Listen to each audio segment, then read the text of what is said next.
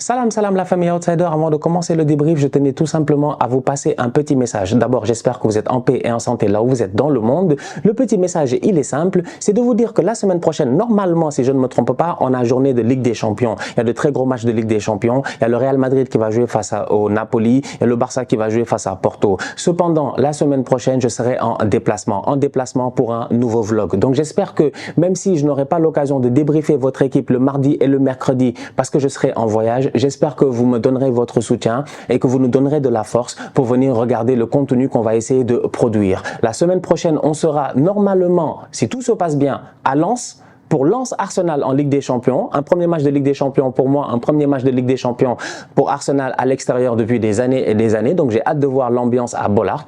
Et ensuite, dans la foulée, on sera à Newcastle pour le derby. Le derby entre, normalement, le Qatar et l'Arabie Saoudite, donc entre Newcastle et puis le Paris Saint-Germain. Donc bref, on aura besoin de votre soutien.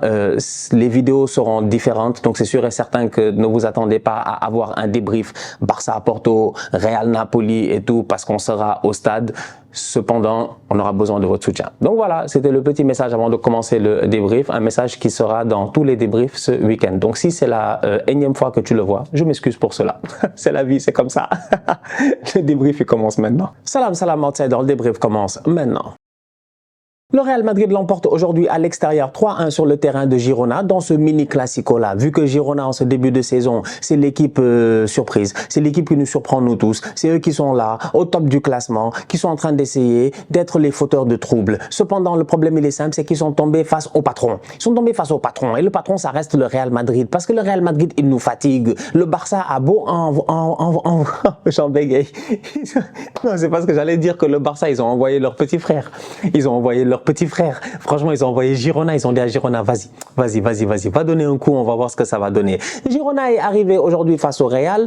Ils sont très chauds depuis le début de la saison. Cependant, aujourd'hui, on les a pas vus. Ça a été très compliqué. Et pourtant, ils ont essayé. Pourquoi ils ont essayé? Parce que Girona aurait pu claquer des buts. Parce que Girona aurait pu peut-être s'en sortir dans ce match-là. Cependant, quand tu joues face à une équipe comme le Real Madrid, faut pas faire beaucoup d'erreurs. Et Girona, ils ont fait des erreurs. Et ça leur a coûté des buts. Superbe extérieur de Jude Bellingham. Que dire?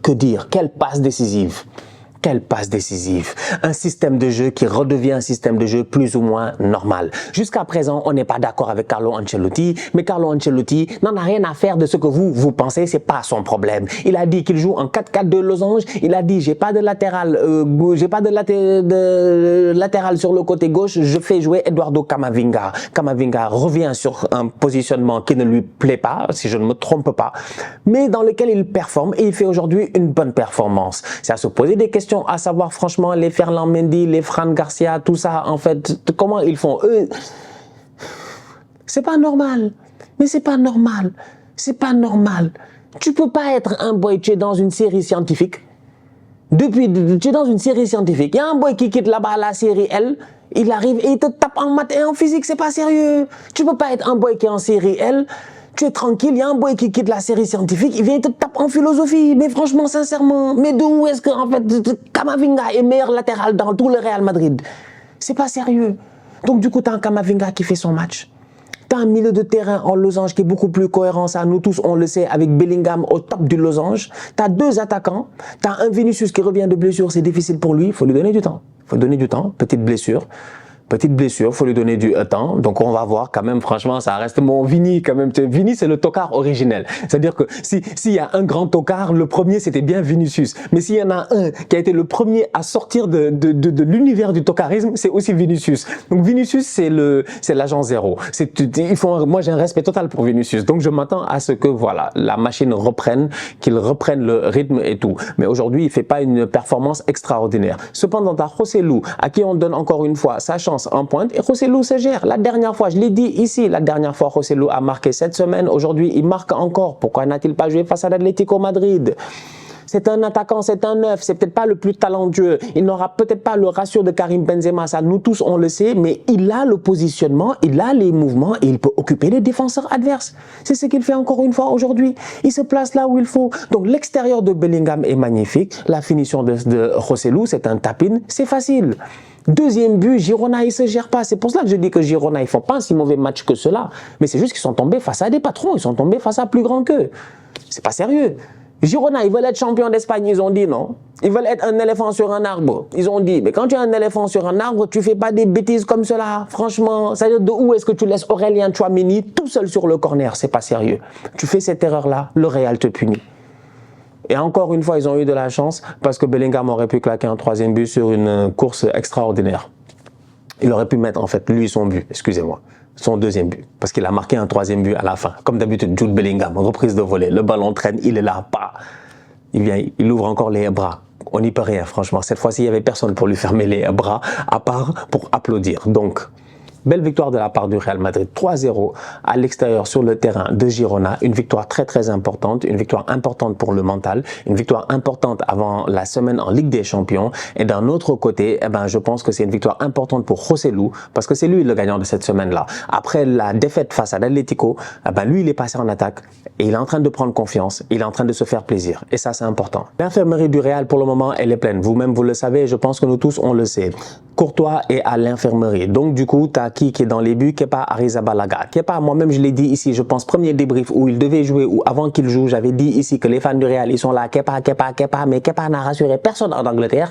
Je ne sais pas en fait d'où est-ce qu'au Real, après Courtois, c'est que c'est Kepa. Mais on va voir en tout cas, Kepa pour le moment, ça va. En tout cas, c'est mieux que Lunin. On ne va pas beaucoup parler. Le problème, c'est qu'ils ont que des blessés défensivement. Tu perds Courtois. Tu perds Militao, nous tous on le sait, mais il est très important ton Eder Militao. Maintenant, tu as un David Alaba qui vient de se rajouter à cette liste de blessés là. Tu regardes aujourd'hui et tu te dis Nacho va prendre un carton rouge très très bête. On lui a rien demandé, on l'a pas envoyé. Il fait un tacle, mais franchement qui est... It's reckless. C'est ce qu'on dit en anglais, c'est-à-dire que c'est pas sérieux. Franchement, c'est pas sérieux. Bon, ça veut pas dire que c'est pas sérieux, mais c'est pas contrôlé, on va dire. C'est pas contrôlé comme intervention. Une intervention complètement ratée. Il récupère là-bas un carton rouge. Donc, Nacho est dehors. Maintenant, Nacho est très important parce que Nacho, non seulement c'est un capitaine dans cette équipe-là, ça, nous tous, on l'a pas oublié puisque les deux grands clubs d'Espagne ont décidé de mettre des gars capitaines qui sont sur le banc, des Nacho et des Sergi Roberto. Donc, Nacho, il est là, il est capitaine. Il doit se gérer parce qu'il doit montrer le bon exemple. Les gars n'ont pas de joueurs défensivement jusqu'à ce qu'ils sont obligés de faire jouer Camavinga sur le côté gauche. Nacho, la dernière fois, lui-même, il le sait, il a commencé le match sur le côté droit pour le finir dans l'axe central quand il y a eu des blessures. En fait, c'est-à-dire que Nacho, il fait quoi pour aller chercher ce carton rouge-là? Il n'est pas sérieux. Il n'est pas sérieux. Un carton rouge qui leur coûte cher. Parce que là, le Real, ils n'ont plus de joueurs.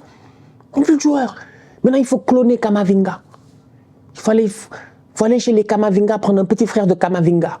Franchement, il fallait prendre les petits frères de Camavinga. C'est les petits frères de Camavinga qu'il faut aller prendre et puis rapidement leur faire signer un contrat, les mettre en défense parce que là, c'est pas possible. Ils ont un sérieux problème.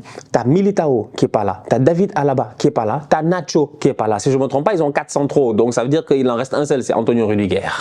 Ils vont faire comment dans les prochains matchs? J'ai hâte de voir. Mais c'est très très dommage de la part de Nacho d'avoir fait cette faute-là. À mon humble avis, elle était évitable. Tu mènes 3-0, tu es en contrôle du match. Tu connais la situation actuelle. Tu sais que tu peux pas te permettre toi-même d'être blessé. Nacho lui-même, il sait que même s'il était blessé, il y a un problème. Nacho, il se blesse, il y a un problème. Tout le monde s'arrête en disant, oh là là, défensivement, comment ça va se passer et tout. Maintenant, il va peut-être falloir qu'un des milieux de terrain coulisse en défense, à savoir lequel. En fait, je sais même pas. Attends, je vérifie avant de dire des bêtises. Non, ils ont personne d'autre. Non, ils ont personne d'autre. Ils ont Fran Garcia, ils ont Ferland Mendy. Ils ont personne d'autre. Donc en fait, tu fais quoi? Ils ont Vasquez. Ils ont que des boys qui peuvent jouer sur le côté. Donc soit Camavinga, il passe dans l'axe central, tu fais Camavinga, Rudiger.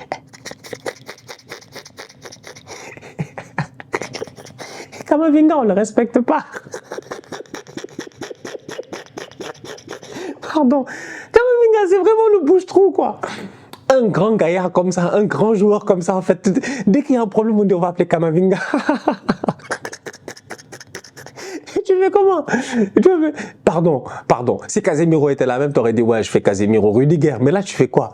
Toni Kroos Rudiger, t'es mort, Modric Rudiger, t'es mort. Tchouaméni, peut-être Tchouaméni. Non, Nacho est pas sérieux. Franchement, Nacho est pas sérieux. Le match a été contrôlé par le Real. À la mi-temps même, ils peuvent mener 3-0 les Madrilènes pour dire à quel point ils ont contrôlé ce match-là. Girona a essayé, c'est normal. Girona a tenté, mais Girona est tombé face à beaucoup plus fort. Mais Nacho n'a absolument pas à prendre ce carton rouge-là qui met Carlo Ancelotti dans de sérieux problèmes défensifs. Prochain match du Real, c'est face au Napoli en Ligue des Champions, un match qui malheureusement je ne pourrai pas débriefer. Cependant, je prendrai le temps de regarder un résumé et peut-être que je viendrai en parler. Voilà, vous-même vous savez, on est tous ensemble quand même, voilà. Mais bon, cette semaine c'est une semaine qui sera très chargée entre les matchs de Ligue des Champions, les déplacements, les vlogs, voilà. Donc bonne chance aux Madrilènes face au Napoli. Attention à cette équipe de Naples parce qu'il y a un Osimhen qui est fâché. Là, il est fâché. Il y a de quoi être fâché. De quoi être fâché. C'est que j'ai pas le temps, en fait, de parler, moi, de temps en temps, de certaines bêtises que certains clubs italiens, ils font, quoi. Franchement, j'ai pas le temps d'être là à parler d'eux parce qu'ils font que des bêtises, je comprends pas. Le community manager TikTok, là, du Napoli, faut qu'on lui parle, c'est quoi ça? Mais c'est quoi ça? Franchement, qu'ils ont fâché Osimhen. Quand ça claquait début, le Osimhen est fâché, Rudy Garcia est sous pression, Kvaratskhelia c'est devenu un tocard, lui c'est devenu un grand tocard. Alors là, lui, voilà un gars, on nous a blagué quand même, mais Vara, faut pas faire quand même, hein? Vara, on nous a dit ici, Varadona, Vara Messi, quand même, Vara doit se gérer. Donc c'est assez compliqué en ce moment au Napoli, cependant ça risque de donner un match explosif entre le Napoli et le Real Madrid. Et comme je dis au Real, ils ont pas mal de soucis défensivement, des soucis d'effectifs, même s'ils ont un milieu de terrain très étoffé. Donc une belle rencontre en perspective. Et puis là, bon voilà, et puis bon, d'ici là, écoutez, on continue à liker, on continue à partager, on s'abonne, on est ensemble, on reste en santé, c'est le plus important. Tous outsiders.